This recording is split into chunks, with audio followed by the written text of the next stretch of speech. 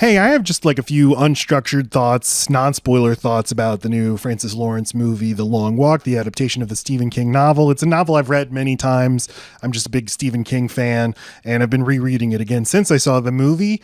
The movie really leans into this idea that I always associate with this book, which was Stephen King's, the first novel he ever wrote, even though it was not the first thing he published. He wrote it when he was in college, and then he eventually published it later under his pseudonym, Richard Bachman.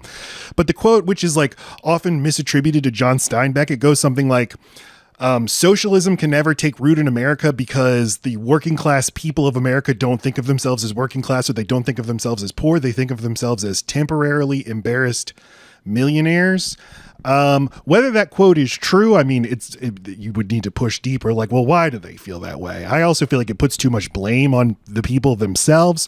But I've always associated that quote with the story of The Long Walk because it is ultimately just the story of America, the story that Stephen King could see in the 1960s, you know, as a freshman in college, as like an 18-year-old, where I think that the Vietnam War and the draft and the potential that you're going to get drafted and you're going to have to go over and potentially die in a war that probably makes no sense to you whatsoever, that was front of his mind. But it's like, how many years later is it? 60 years. America, just living life in America, is to take the long walk. And the premise of The Long Walk is bunch of, 18-year-olds, 16-year-olds, 19-year-olds literally just have to walk across the sort of desolate streets of America without letting their speed fall under 3 miles per hour. And if they do fall under 3 miles per hour 3 times, they get shot by these military guys who are just riding along with them. And it's a nationwide spectacle. I am not certain that King's book, The Long Walk, invented the sort of YA dystopia competition genre. But of course, The Hunger Games and The Maze Runner, it's all very, and what's the other one? Divergent, all very influenced by this, or at least all picking up on the same currents that Stephen King was thinking about. And Francis Lawrence, the director of this movie, who only makes dour, drab, sad movies like the Hunger Games movies. He's directed 4 Hunger Games movies, including the last Hunger Games movie, the prequel, Ballad of Songbirds and Snakes, which I really liked. And he's made, I Am Legend. He only makes really bummer of movies, real bummers of movies, even though I like most of them. I was trying to think, has he ever made a fun movie? Maybe Constantine. That's probably his fun movie. But I really like this movie, and he does a really good job for it. And he's not a visual stylist, but his sort of just monochromatic visual style really works here. And I think the most impressive thing he does stylistically, well, it's 2 things. One, it's actually very hard to keep your camera moving as your actors just walk and talk, and often walk and talk without very many cuts. I mean, maybe there'll be like a cut every sentence, and that feels like a lot, but like these actors are in motion the whole time and have to play to a camera that's moving, and the actors all look like they are worn out and exhausted, and you feel the exhaustion. So that's really good. The other thing that he's really good at, or it's just sort of a neat trick the movie pulls off, is this takes place in a sort of alternate future or alternate present that is a dystopia, but there's nothing that Lawrence has to do to film the streets of like just the rural wasteland of America, and it just already looks like it's in massive decay, because it is. It was in the 60s when Stephen King was writing and deindustrialization was happening and just disrupting millions of people's lives who would never have any way to get recourse for their lives that were getting destroyed. You can show all that, not change it at all, and say this is from like a sci-fi future, and it just feels right. So the story of the movie is you follow 2 main characters who enter the long walk. You have your main character, Cooper Hoffman plays the main character, Ray Garrett. Cooper Hoffman is Philip Seymour Hoffman's son. He was the star of my favorite movie of the last 5 years, Licorice Pizza, and he was very good in that, and he's very, very good here, but he is sort of playing the stock Stephen King sort of bland white guy hero whose attribute is he's just blandly virtuous, although there's some complicated things that happen to him. The co-lead of the movie is David Jonsson, who I thought was the best thing about Alien Romulus, and he has just such a very interesting, specific kind of offbeat energy, and he plays the very worldly Peter McVries, and it's funny, this movie is so I had not read the book in a long time, but I was watching the movie and I was thinking like, this is so faithful to the book. And then I started rereading it last night and like, yeah, so much of the book is in there. And Stephen King, even though he's writing this as a freshman in college, he's gotten so much of his stuff figured out, for better and for worse. And again, I really love Stephen King's novels.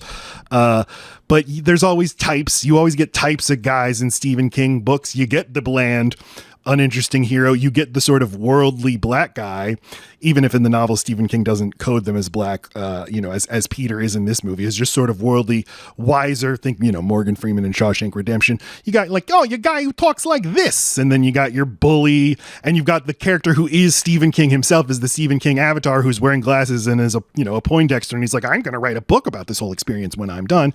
It's all there. It was all there in the beginning. I admire the movie, not sort of updating it that much, other than to make it more multiracial, more multi-ethnic than I'm sure Stephen King intended. But I think that that's the thing that is so strong about this movie, what I think elevates it above the other Francis Lawrence like dystopia movies. One, it's rated R and it's very violent and there is a lot of bad language, and I really appreciated that because this kind of material calls for that. It still seems odd to me that Hunger Games movies, which are intended for children and teenagers, the material seems like it should be rated R. That this is actual like violence. We're doing like actual class warfare. So having it rating it R is a good choice for artistic reasons, not for commercial reasons. And I think that it is really getting at that idea that everybody, workers of the world, or at least workers of America, think like, there's sort of two options I have here. I could form solidarity with my brothers who are along the long walk with me, and maybe we could all team up and seize the guns from the military guys who are all going to try to kill us.